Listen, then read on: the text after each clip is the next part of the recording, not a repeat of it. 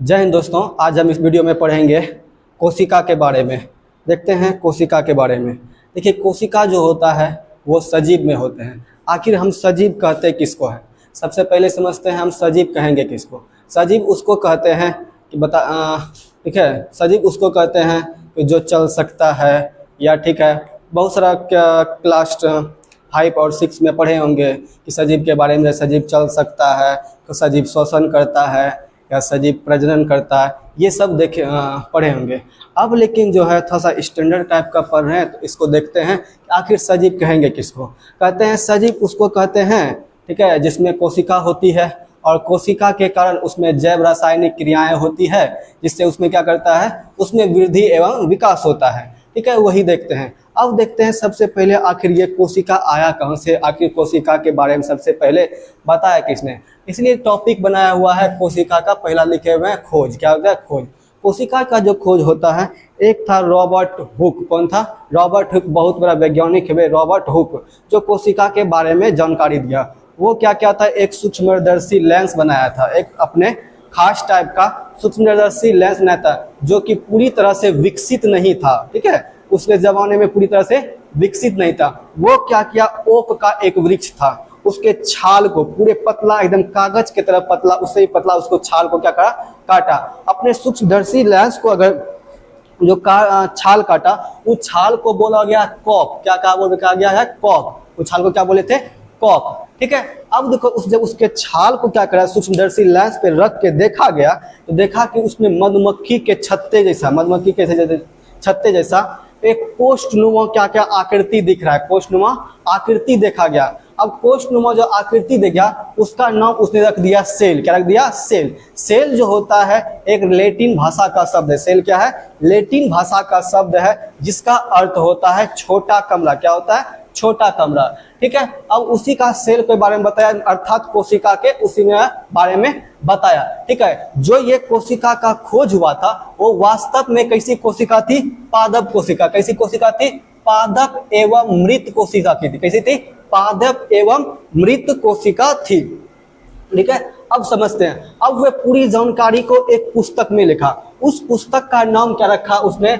Micrographia. उस पुस्तक में कोशिका के बारे में जिक्र किया। सबसे पहली बार माइक्रोग्राफिया नामक बुक में रॉबर्ट हुक ने क्या क्या कोशिका के बारे में जानकारी दी। कहता है रॉबर्ट हुक को कोशिका विज्ञान का जनक कहा जाता है। क्या कहता है? रॉबर्ट हुक को कोशिका विज्ञान का क्या कहा जाता है? जनक। क्या कहा? इसलिए क्या कहा जाता है कि क्योंकि सबसे पहली बार इसी ने कोशिका के बारे में बताया था। ठीक है, उसके बाद आया 1774 ईस्वी में। किस बार? 1774 ईस्वी में आया एंटोनी वॉन ल्यूएनहॉक। कौन आया था? Antonie van Leeuwenhoek. ये जो होता है, ये भी सूक्ष्मदर्शी लाया, लेकिन इसके अपेक्षाकृत, रॉबर्ट हुक के अपेक्षाकृत क्या था? अच्छे किस्म का सूक्ष्मदर्शी लेंस था। ठीक है, अच्छे किस्म का सूक्ष्मदर्शी था। वो क्या किया, तालाब के जल से क्या कर, सूक्ष्म जीव के माध्यम से, सूक्ष्म जीव के रूप में क्या कर दिया, जीवित कोशिका का खोज किया। अगर क्वेश्चन पूछता है जीवित कोशिका का खोज किसने किया, क्या बोलेंगे? ल्यूएनहॉक। क्या बोलेंगे? ल्यूएन। कब क्या था? 1774 ईस्वी में। ठीक है, अब चलते हैं नीचे। उसके बाद आया कौन? आया मैथियस स्लाइडन एवं थियोडोर स्वान। क्या आया? मैथियस स्लाइडन एवं थियोडोर स्वान। इसने क्या कोशिका सिद्धांत के बारे में बताया, और कोशिका का 3 सिद्धांत दिया। मूलतः कितना सिद्धांत दिया? 3 सिद्धांत दिया। कौन दिया था? मैथियस स्लाइडन एवं थियोडोर स्वान। अब उसने क्या बोला? कोशिका सजीवों की सबसे छोटी इकाई है। क्या है? कोशिका जो होती है सजीव की क्या होती है? सबसे छोटी इकाई होती है। हमारे शरीर का जो होता है सबसे छोटी इकाई अगर मांगा था, किसको बोलेंगे? कोशिका को बोलेंगे। किसको बोलेंगे? कोशिका को बोलेंगे। ठीक है, अब कोशिका को जो बोलेंगे, इसी से छोटी छोटी कोशिकाओं से हमारा क्या होता है, हमारे शरीर में क्या होता है? क्रिया होता है, और ये हमको संरचना प्रदान करता है। इसलिए क्या बोला गया है कि एवं इससे ही एवं क्रियात्मक एवं संज्ञात्मक इकाई कहा जाता है। इसे क्या होता है? क्या कहता है? क्रियात्मक एवं संज्ञात्मक इकाई कहा जाता है। ये पहला सिद्धांत दिया।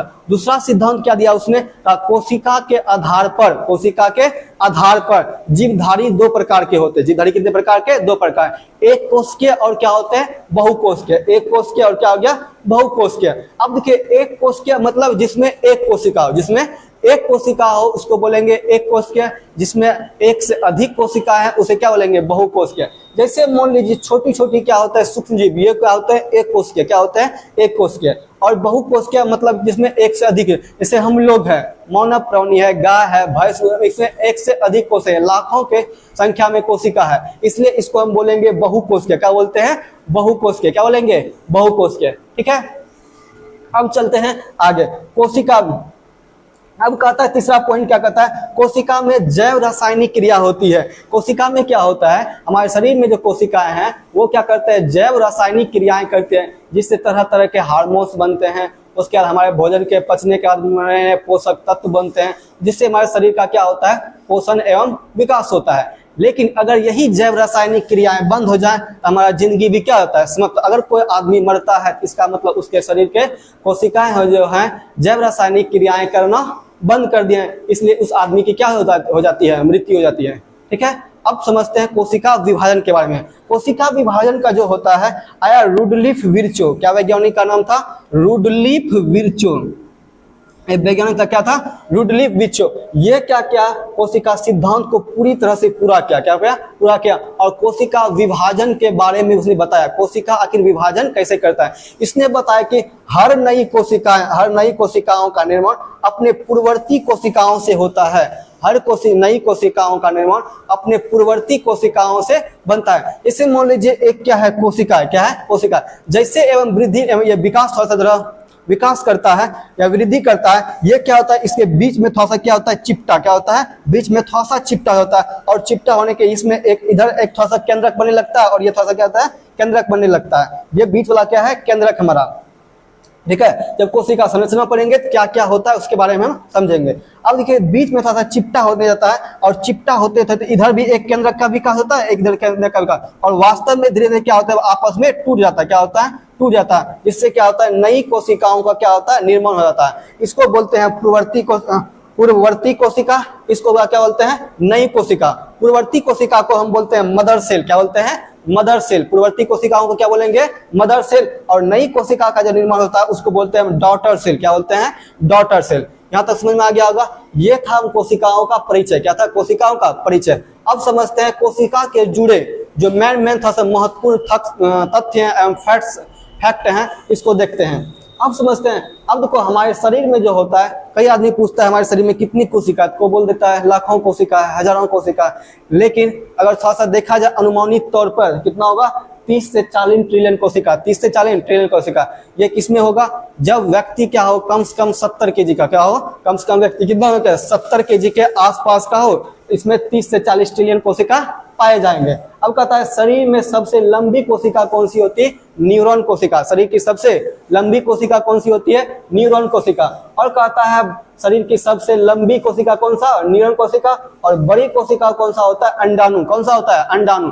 ये होगा किसमें स्त्री में, किसमें होगा स्त्री में, किसमें होगा अंडाणु कोशिका होगा किसमें स्त्री में। अब समझते हैं, अब कहता है उसी तरह महिलाओं में सबसे छोटी कोशिका कौन सा होता है आरबीसी सेल। क्या होता है आरबीसी सेल। देखिए बड़ी तो कौन सा हो गया अंडाणु कोशिका, लेकिन महिलाओं में सबसे छोटी कोशिका कौन सा होता है आरबीसी सेल, जिसमें कहता है केंद्रक होता ही नहीं, केंद्रक नहीं होता है। ठीक है, अब कहता है पृथ्वी पर सबसे बड़ी कोशिका, मतलब पृथ्वी जो होता है पूरे पृथ्वी पे जो सबसे बड़ी कोशिका होती है वो होता है शुतुरमुर्ग का अंडा। क्या होता है शुतुरमुर्ग का अंडा। ये जो नॉर्मल मुर्गी होती है, मुर्गियां होते हैं, उस मुर्गी के अंडे के 24 अंडे के बराबर होता है। क्या होता है जो मुर्गी होते हैं उस 24 अंडे के बराबर होता है अकेला शुतुरमुर्ग का अंडा।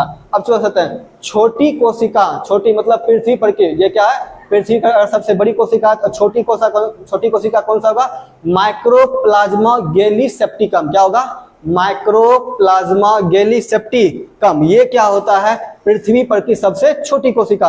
अगर कहता है मानव में कोशिकाओं का आकार देखा जाए, मानव में कोशिकाओं का आकार देखा जाता है 10 से 100 माइक्रोमीटर होता है। क्या होता है 10 से 100 माइक्रोमीटर होता है। फिर कहता है अगर देखा जाए कोशिका क्या करता है अपने आप को क्या करता है पुनर्निर्माण करता है। क्या करता है पुनर्निर्माण भी करता है। हमारे कई जीवधारियों में नहीं होता है, लेकिन मानव शरीर में होता है। कई जगह पे क्या होता है कोशिका क्या करता है पुनर्निर्माण भी करता है। इसीलिए देखा जाता है कि 2 से 3 मिलियन प्रति सेकंड, 2 से मिलियन 3 मिलियन प्रति आरबीसी सेल क्या होता है, बनता है। हमारे शरीर में 2 से 3 मिलियन आरबीसी सेल प्रति सेकंड बनता है। अब कहता है कोशिका का ब्लूप्रिंट डीएनए कहलाता है। कोशिका क्या कहता है, ब्लूप्रिंट क्या कहलाता है, डीएनए कहलाता है। ये कहाँ होता है, केंद्रक में। क्या होता है, कोशिका के केंद्रक में। अब कोशिका केंद्रक में ब्लूप्रिंट इसलिए कहता है क्योंकि इसमें सभी आनुवंशिक गुण क्या होते हैं, निहित होते हैं। सभी आनुवंशिक गुण क्या होता है, निहित रहता है, निहित रहता है। और कोशिका झिल्ली को क्या कहता है, कोशिका का बॉडीगार्ड कहता है। कोशिका झिल्ली को कोशिका का क्या कहता है, बॉडीगार्ड कहा जाता है। चलिए थैंक यू दोस्तों, अब मिलते हैं नेक्स्ट वीडियो में। ये कोशिका का आपसे परिचय था और अब नेक्स्ट वीडियो में हम देखेंगे कोशिका के संरचना के बारे में। जय हिंद, बाय बाय।